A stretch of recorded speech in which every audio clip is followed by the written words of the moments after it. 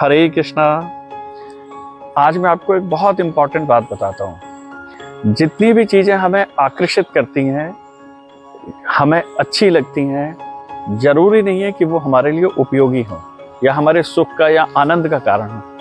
अरे वो हमारे दुख का भी कारण हो सकती है। भगवान ने हमें ये बुद्धि दी है, जिस बुद्धि के कारण हम ये पता लगा पाते हैं कि क्या चीजें हमें सुख देंगी।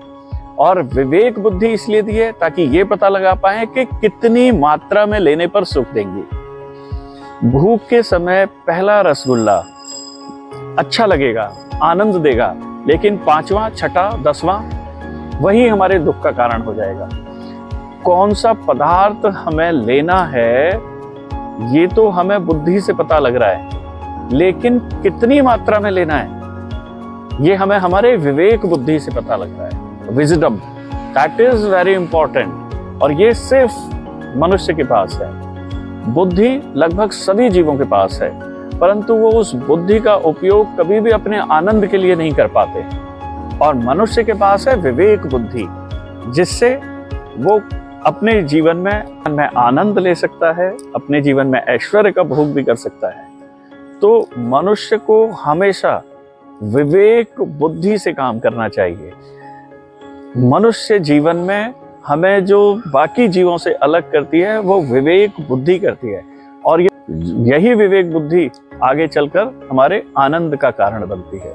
तो किसी भी वस्तु का उपयोग करते हुए, किसी भी घटना में, किसी भी परिस्थिति में अगर हम हैं तो हमेशा अपने विवेक की सुने, विवेक बुद्धि की सुने।